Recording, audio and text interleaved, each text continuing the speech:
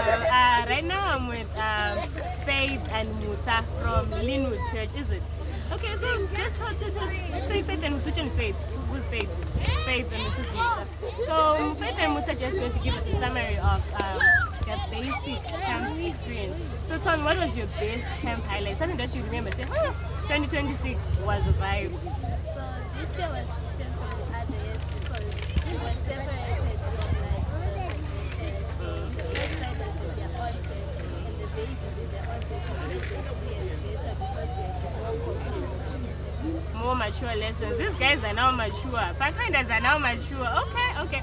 And good comes with bad.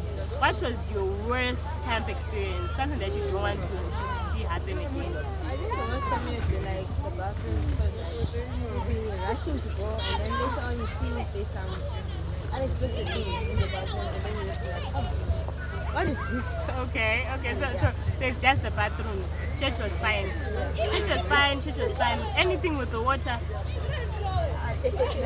Not really. Water was fine. So basically, Gweru North is a vibe. What do you have to tell those ones who didn't come to camp? That you come to camp. Do you have any word for them? You have nothing to share. Nothing. It's fine. They said you should come to Campmeeting 2027. We'll be there. Is it? Basically, you still be Pathfinders next year. Okay, next year Pathfinders say that you should come to what? Campmeeting 2027. So if I say Campmeeting 2026, you say what?